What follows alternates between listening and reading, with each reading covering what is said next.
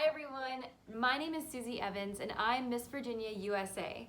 And I'm so excited to have the opportunity to talk with you all today about setting goals, a day in the life of Miss Virginia, and a little bit more about who I am and what I represent.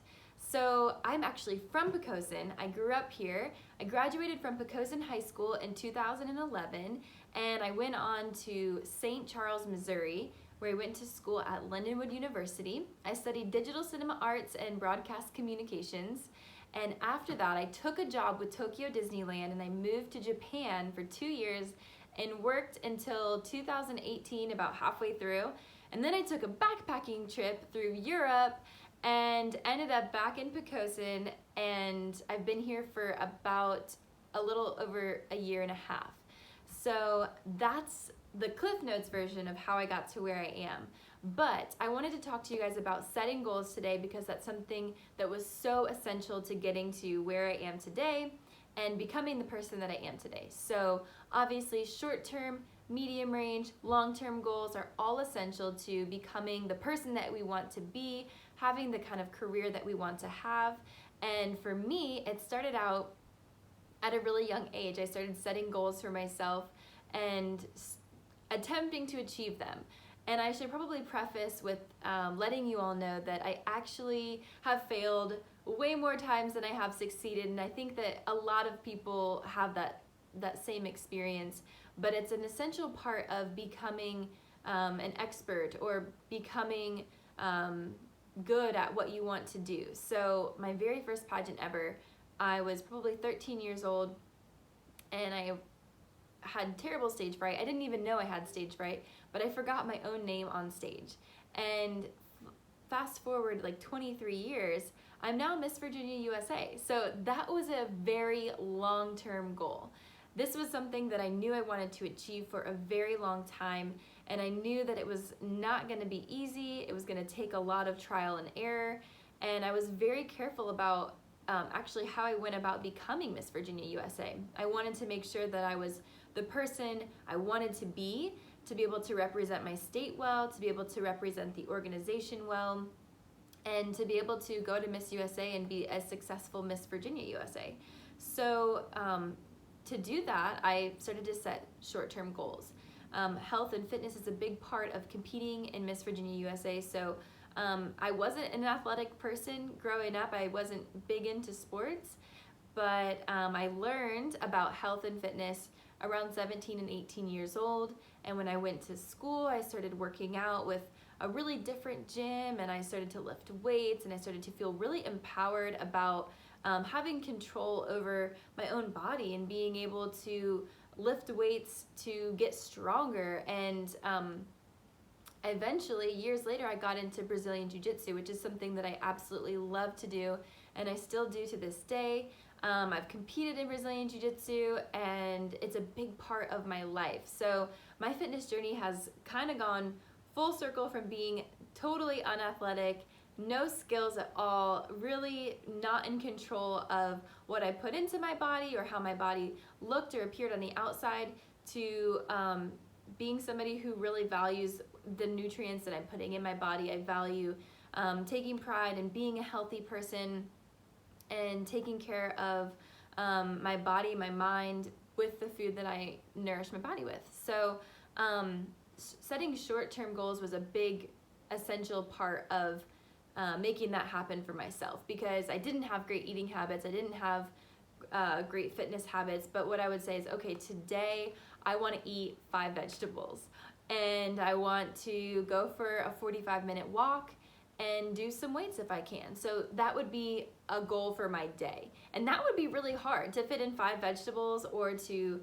do a 45-minute walk and some weights. Like, that was a big commitment for me back in college. So I started out by doing things like that, or I would do a 30-day challenge where I would promise myself not to eat anything processed for the 30 days, and just to see if I could do it. And I would set small goals like that and start to achieve them, and that started to evolve my overall health and fitness in general. And it wasn't overnight. I failed a lot on my own fitness journey, and that's something I think a lot of people struggle with, but for me, getting that under control was just a big part of becoming the person that I wanted to be as Miss Virginia. I wanted to be able to talk about health and fitness and nutrition open and honestly, because it's not something that came easy to me, and it's something I really had to work at. But setting short-term goals is one of the ways that I really started to master that and get better at it. And I still struggle with it today because I love sweets so much, as we all probably do.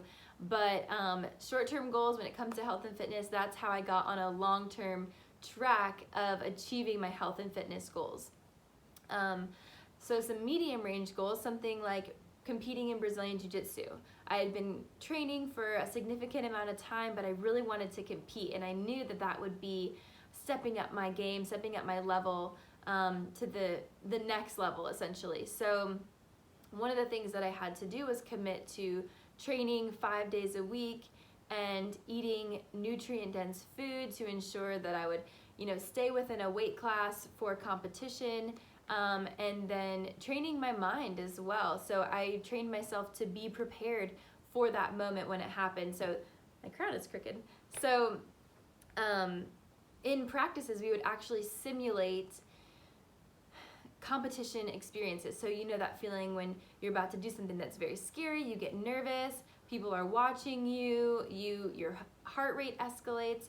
All of those things we kind of recreated in the training process so that on game day competition, it wouldn't be new to me.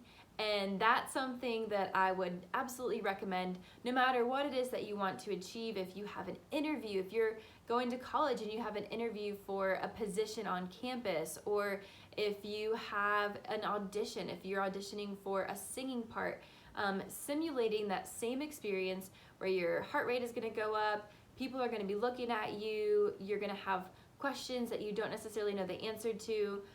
Having somebody to help you kind of simulate that experience is a great way to achieve a medium range or even a long-term goal. So a long-term goal that I want to talk to you guys about, for me, it was becoming Miss Virginia USA. And this is something that I've worked for a long time, almost 20 years now. And I had to set a lot of short-term, medium-range goals in order to become the person that could win Miss Virginia USA.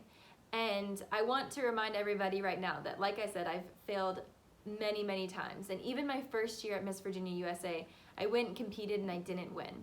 But I came back a second year and I used that first year as a learning experience, and I walked away from it and I said, okay, well, I'm just going to come back stronger and better, more prepared next year. And that's exactly what I did. And so this year when I won, not only was I proud of myself for achieving this long-term goal, but I was also proud of myself for being the person that I wanted to be as Miss Virginia USA. And I waited a long time to come back and compete for it. I waited most of my early 20s because I just didn't feel ready yet. I didn't feel like I completely understood who I was, what I wanted to represent, and I waited until I really felt like I knew as much as I could about myself and what I wanted to represent at Miss USA and as a Virginian. So I came back in 2020 and I won, and it took me a long time, and I wanted to just share that with you all because I think that it's important to remember that a long-term goal should be something that you can achieve regardless of your age or a time limit or a time constraint. It's not something that you should expect to happen overnight or that you dream about and you think that you can just make it happen overnight. It's going to take a lot of hard work and a lot of goal setting to get to that point, which I'm sure a lot of you understand. But some of the things that I do to actually prepare for any type of goal or a long-term goal right now, my goal is to become Miss USA because that's my other dream, is to become Miss USA. And so I created a vision board. I'm sure a lot of you have done this or seen this, but right in the center of it, I actually have a former Miss USA, Crystal Stewart. She's an incredible woman, and I have some of the people that inspire me on here. I've got some great quotes on here. One of the books that I really loved reading and learning about, documentary filmmaking. So not only do I have my long-term goal of becoming Miss USA on here, but I have other things on here that sort of remind me my mission in life and the things that I want to achieve. So As Miss Virginia USA, we get to choose something that we want to talk about throughout the year. And for me, it's media that matters. And right now, more than ever, we're all connected through social media. And we should be intentional about what we post on the internet. And I think that we also need to kind of prepare ourselves for the etiquette that comes along with posting on social media, because social media exploded so fast, faster than we could probably evolve to keep up with social media and learn about etiquette before we were already using it, before we could even learn about it. So we're really navigating this together, but that's some of the things that I like to talk about as Miss Virginia USA, is that we should be intentional with what we're posting. We should be positive. We absolutely should share what we feel and our perspective of the world. That's a huge part of who I am, is creating films that actually talk about social issues, and sometimes even try to persuade somebody to see a perspective that they didn't see before. That's something that I think is so important. But keeping in mind that all media is potentially skewed in one direction. So it's really important that when we post to social media, we are, first of all, keeping etiquette in mind. Second of all, posting intentionally with the mindset that knowing that this is never going to go away. It's going to be on the internet forever. And third of all, being respectful of everyone's opinions and being able to have discussions that are important, but also like acknowledging that person for their opinion, even if it's different than yours or if it's the same as yours. Acknowledging their opinion and saying that it's valid, but also understanding where you stand. So keeping all of that in mind is really what Media That Matters is all about. I love to teach workshops on putting together intentional media forms, like videos or even a photo series or something like that. I think that is a really cool way to use media to be intentional and to be purposeful. But I also think that having fun on social media is so important. I love Instagram, I love Pinterest, I love Facebook, all of those things. I love TikTok as well. It's so fun. But keeping in mind that those things are great for personal use, and if you keep it positive, if you keep it fun, or if you use it as a way to connect with other people, that's absolutely okay. I think that's incredible that now people can actually connect with others who might be going through something that's similar to what they're going through, that they don't know anybody else in their life who's going through that same thing. So there's tons of great ways to use social media or other media platforms in general to make a positive impact on the world. And those are some of the things that I like to talk about and that I'm passionate about as Miss Virginia USA.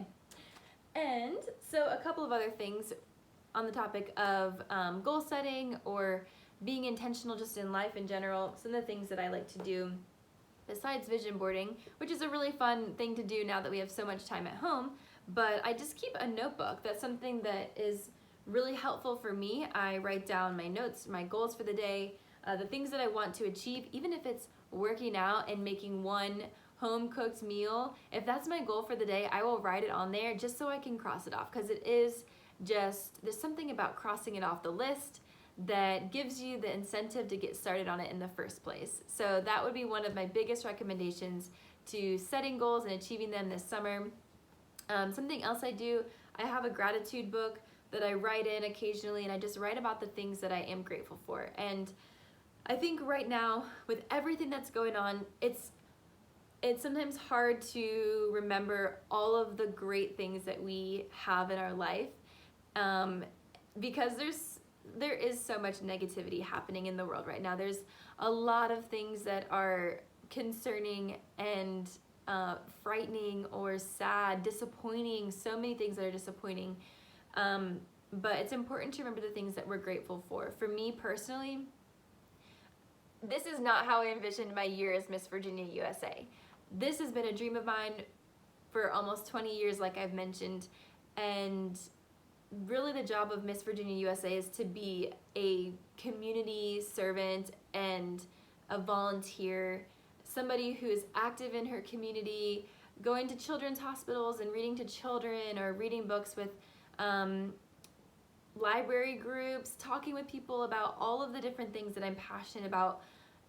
And I've spent the first 6 months of my Miss Virginia USA year on lockdown, in quarantine. And I think that there's been a lot of different moments that have gotten me very down because of those reasons right there. But this gratitude journal has helped me realize all of the things that I have to be grateful for. And also a lot of things have happened this year that have put a bigger picture in my mind, that just being alive and being with your family, being with your friends, having the opportunity to go to school, having the opportunity to read is such a blessing. And when you really start to like rack your brain for what am I grateful for? What am I grateful for today? Maybe it's the audiobook that I listened to on my drive from here to Virginia Beach. Or maybe it is just having some quality time with my parents. And the 3 months that we had truly in lockdown, where we were able to just be at home and kind of regroup. And I know it wasn't an easy process, but it is something to be grateful for. And it's something that we're all going to be able to say that we lived through historically and look back on and be grateful for this time. So I think right now, especially starting a gratitude journal, or even a gratitude notes document on your phone, whatever it is, to kind of get your mind thinking of the things that you are really grateful for right now, is a great way to keep your mind positive, because I know that things are really hard right now. It has not been easy, and I feel like so many people are sacrificing so many experiences this year. So my heart goes out to everybody, because I know people have had a lot of disappointment this year, but remember the things that you can be grateful for. And I think that being grateful will bring more great things into your life. It's just gonna regenerate all the positive things that are gonna come your way. So hang in there, and feel free to reach out to me via social media if anyone has questions. I would love to talk about anything that you all are going through right now or experiencing in your life, any advice you might be seeking. I might be able to connect you with a mentor. I've got a lot of great connections. So thank you for watching and listening, and I hope that this was beneficial to some extent for you guys. And just know that I am grateful for this opportunity, because we're grateful around here. And I'm sending you all the good energy, all the good vibes for this summer. I hope it's a really fun one. So stay safe, stay healthy, and continue to count those things that you are grateful for in your life.